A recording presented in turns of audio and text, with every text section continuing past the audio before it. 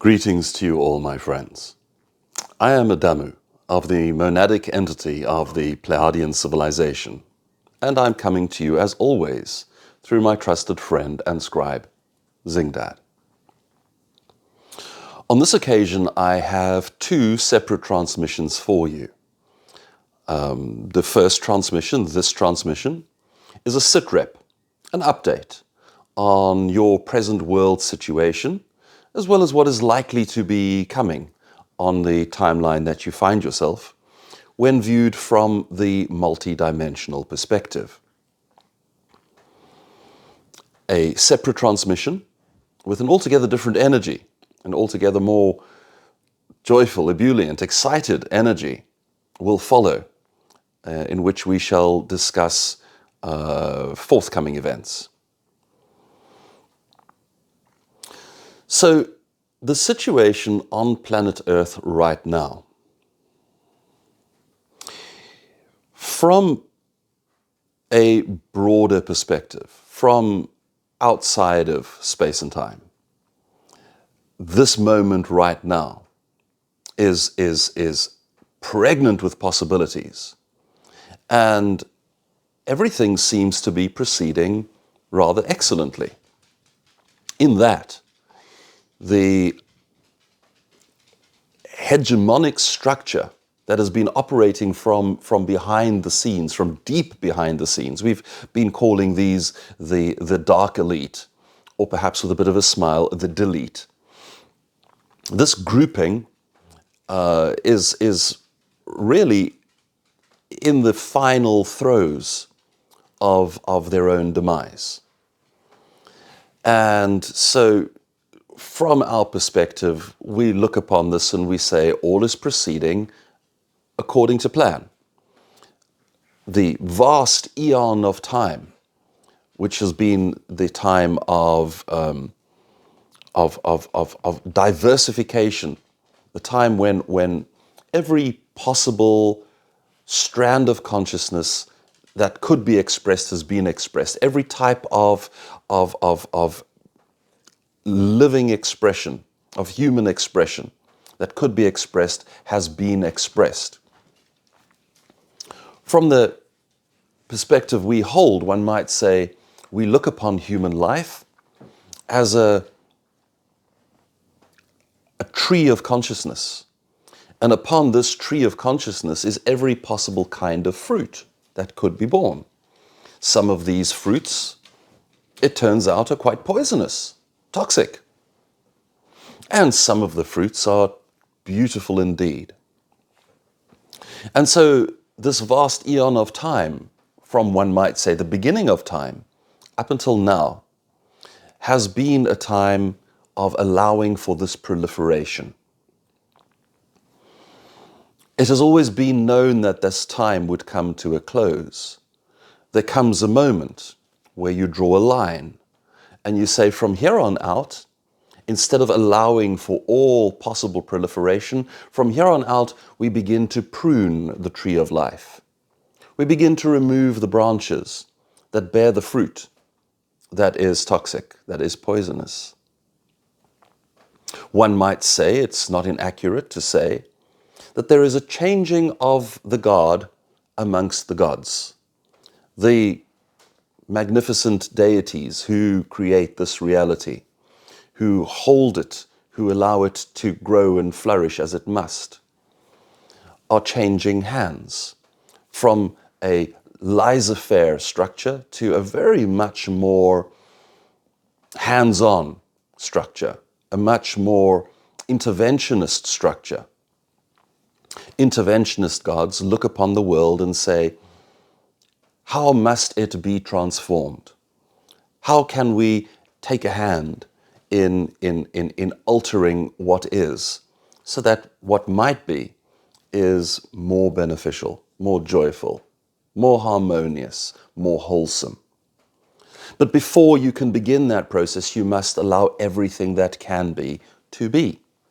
And so this is the line that is drawn. This line will reverberate through all of space and time, not just your planet, not just this galaxy, the entire universe is impacted by this moment. And this moment is truly a crucial one. And in the following transmission, I shall talk about the highest frequency timeline experience of this moment. For now, in this transmission, I'm talking about what leads up to this moment. We've coded this moment as the event. Many voices are speaking about the event, each from a different perspective, each with a different frequency. So what I would say to you is that leading up to the event, from the dark elite perspective, we have something that can be termed a time funnel. Now, if you imagine that there are choices before you, if you take this choice, you find yourself on that path. If you take that choice, you find yourself on this path. Choices take you in different directions. And in the normal course of events, that is what it is. Different directions, different branching life streams leading out from each significant choice. When you are in a time funnel, no matter what choice you make, you land up at the same destination, the same singular outcome. That is because you stand on the cusp of what is called a singularity event. An event where all timelines, all streams, all choices converge, and there is one moment, one event. Now that moment, that event, viewed from different perspectives, looks differently, but it nonetheless is one singularity event. It's inescapable. Your dark elite cannot continue to operate as they do. They cannot continue to run the planet, whether from behind the scenes or apparently leading the charge. They cannot continue post the event, since the frequency of consciousness will be significantly different post the event. There's a splitting in timelines. We've discussed these procedures at some length previously. So this is more of just an update to say that the event is now drawing nearer and nearer. Alas, I can't give you specifics, I can't tell you dates, because from our perspective, we don't see dates as being important the way you do. You're attached to numbers and cycles. We see sequentiality. This needs to happen before that can happen. Sequentiality. When all the things that need to happen are in place, an event will happen. I can say it's getting very close now. And your dark elite are feeling it. Ever since the death of their apex leader, the one we have called the ancient red vampire, ever since then, matters have been conspiring. Perhaps you can notice this. If you look carefully, you will see that the tools that the dark elite are in control of, the mechanisms and structures that they use to operate upon you and to control you, are very sophisticated. Perhaps it's apparent to you that the minds or mind that developed these tools, that created them and crafted them and honed them, was an altogether more sophisticated mind than the ones that are now operating those tools. There's chaos and disharmony and fumbling in the operation of these tools. It's almost as if some very wise adult built a home and furnished the home with furniture and appliances. And then that adult left, and there are now children running the show. They still have the furniture and the appliances, but what they do with them is altogether different, altogether less adroit, less wise, less capable than the one that put all of this in motion. And so it is. That is literally the situation. And so, like a wounded, cornered animal, The dark elite get more and more dangerous as they run out of options, as they have less and less to lose, as it becomes more and more apparent that their plans are all crumbling.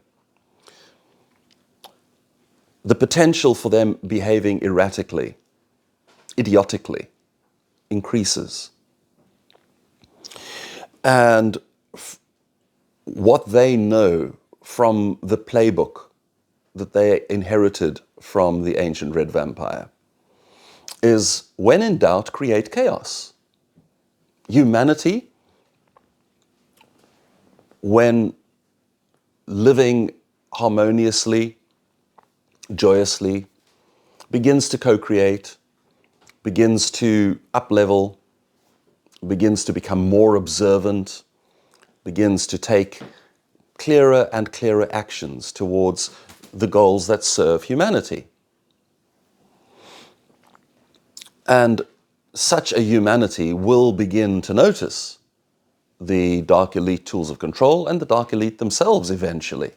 They will set up boards of inquiry, judicial inquiries, Nuremberg-style inquests into what happened with the scamdemic. So you need to keep humanity very busy and off-center and off-kilter in order to keep manipulating the situation. And so this is what they're endeavoring to do. I will also say that from their perspective, the American elections are really quite pivotal. So the dark elite consider, let's call them broadly, the NATO countries, NATO plus, NATO and a few other nations that are very strongly aligned. They consider these their home turf. They consider these their personal playground, their tools to control. And it has been thus for a long time. And their grasp, their desire was to reach out and grab the whole world. And when the scamdemic arrived, this was the first mechanism. They had a sequence of mechanisms that would play out. And the result in their fevered imagination was that they would grab the whole world, that they would have totalitarian control of the entire planet. But things have not worked out for them.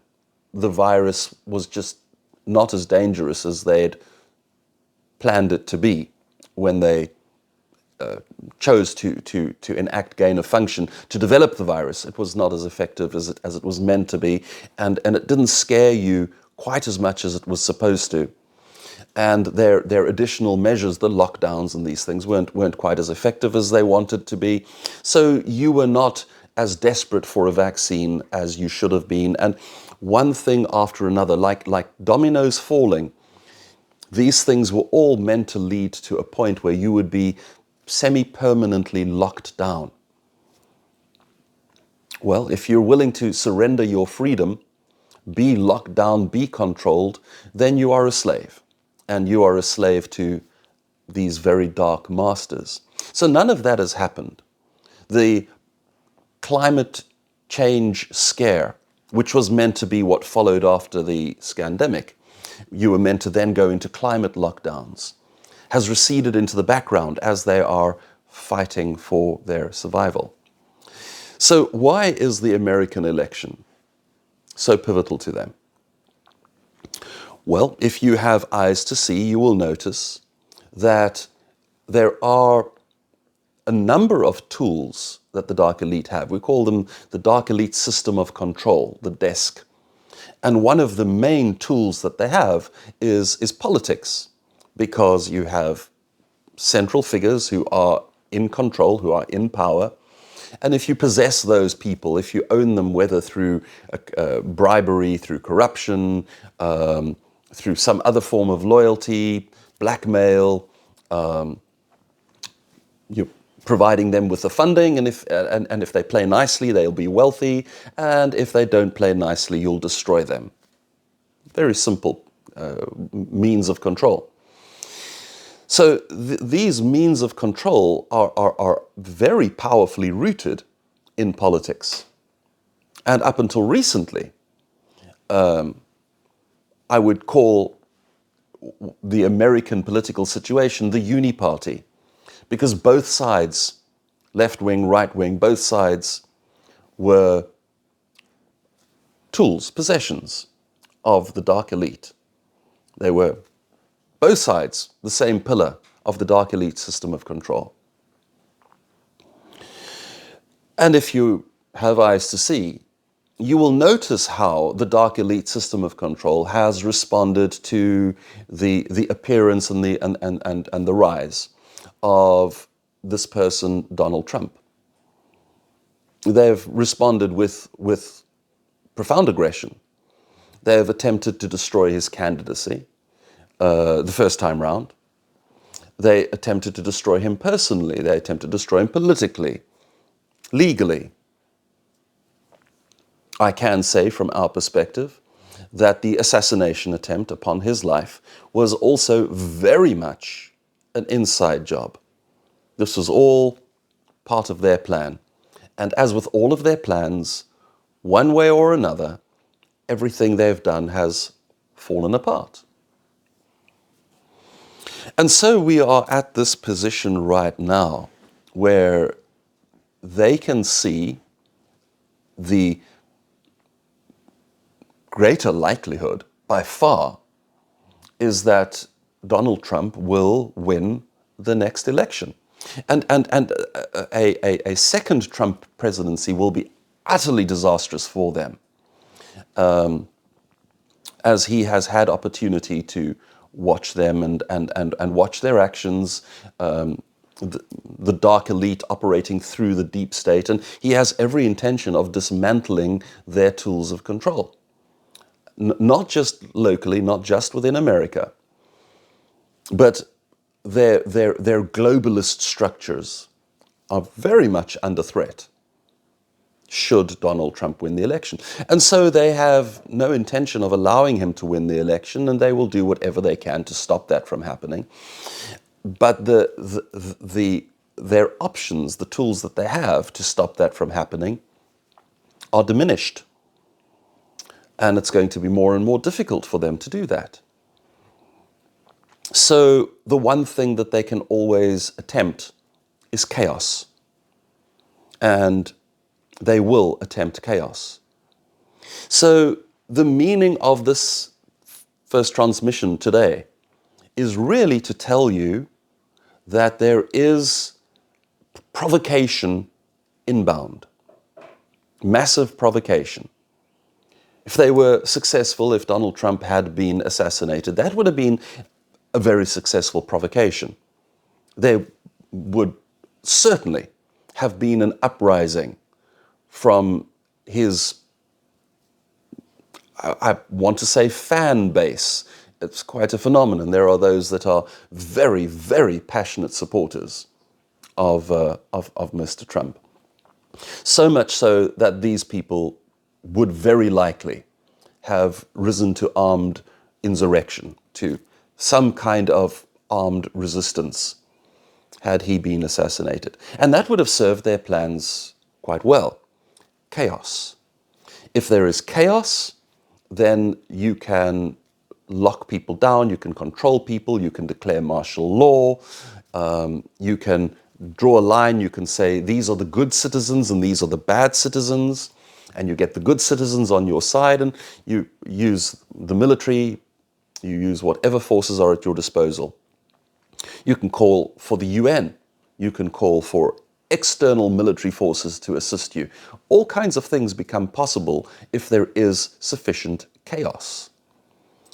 Their motto is ordo ab chaos, order from chaos. The missing piece that you're not told is that they first create the chaos, and then from that they distill the order that they want. So the American nation has a great many of what we are confidently told we must call undocumented migrants. People who have broken into the country. If someone breaks into your home, would you call that an undocumented resident? Someone who you should simply give a document to and then they may live in your home? Probably not. In the same way, you have people who have broken into the nation, who have illegally crossed the border. So therefore, illegal migrants would be, to my mind, the minimum term, illegal migrants. And this is not just random, they have been drawn into the nation. And amongst those that have been drawn into the nation are people who would be capable of being enemy combatants within the nation. That's one way to stir up a great deal of chaos. Exactly that is busy happening right now in the United Kingdom and threatens to stir across Europe and, of course, can be triggered in America. So there's much that could be said about this, about how any drama, any chaos would be blamed upon the boogeyman du jour. White Christian nationalists would be blamed. And so you can set those wheels in motion. Another chaos attempt that they're salivating at the possibility of is provoking Russia, provoking Vladimir Putin into expanding his attack by specifically giving the Ukrainian forces permission to use NATO weaponry to strike deep within Russia. They are provoking Russia. What they want is a response from Russia that would give the NATO nations permission to engage in full-scale war. Chaos, large-scale chaos. World War III, which has been raging for some time now. My friends, you're already in World War III. It's just at this point, it's a war that happens below the surface. You can say, oh, it's just over there in Ukraine. It's just over there in Israel. These are just local conflagrations. But there's also an economic war that's been raging for some time now. And the scamdemic was a part of biowarfare. But I don't wish to digress too much. I've taken enough time setting the scene to have you understand that really, from our perspective, the dark elite have one card to play, and that's maximum chaos. How they will play that card, when they will play that card, specifically what the order of events will be, that lies in their hands. But it's almost an absolute certainty that they will endeavor to play that card. Now, here's what you often don't realize. In order for war to happen, you actually need the permission of the people. You know, your elected officials, Congress in America, can declare war anytime they want. They can declare all the war they like. If their declaration is profoundly unpopular amongst the people of the nation, you won't go to war. You cannot bring a nation to war if the population of that nation is not sufficiently aggrieved. So, false flag attacks have been used. Hello, 9/11. False flag attacks have been used to trigger the nation into sufficient outrage to go to war. Alternatively, you honeypot your enemy. You create a target that they simply cannot resist, so that they feel they can attack you and cripple you in one blow. And that enrages the nation, and you have war. Hello, Pearl Harbor. So they have many tricks up their sleeve. I have indicated that there's a degree of clumsiness and ineptitude about how they are playing the game. I wouldn't suggest that they are incapable of creating a powerful provocation. And so I'm simply planting the seeds amongst those who are open and ready to hear that provocations need to be resisted. They need to be seen for what they are. The clock can very easily be run out if you are resolute, if you are connected to your source guidance within yourself, if you're obeying your own inner truth, if you're being self-responsible.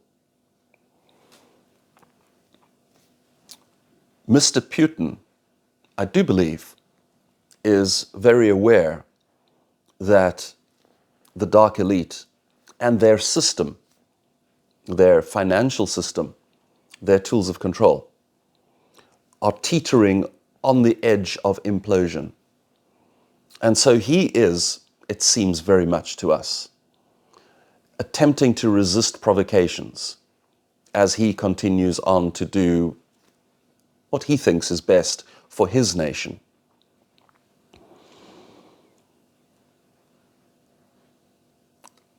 There are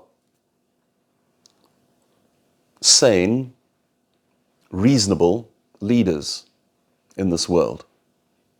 And I think in the main, they're very much hoping for a Trump presidency. Because you know what to do with a nation that serves its own best interests. That makes sense. You know how to partner with them, how to trade with them, how to engage with them.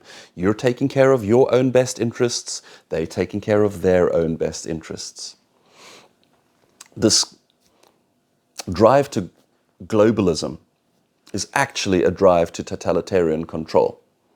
And it's far more difficult to work with, particularly when structures like the United Nations, the World Health Organization, are captured by forces that are anything but life positive towards those they are meant to be custodian of. So my friends, what I'm saying in summary is that everything is proceeding as it is meant to. Everything is unfolding correctly. There is an end in sight, but there is perhaps one major hurdle that still needs to be overcome. And you can and will overcome it.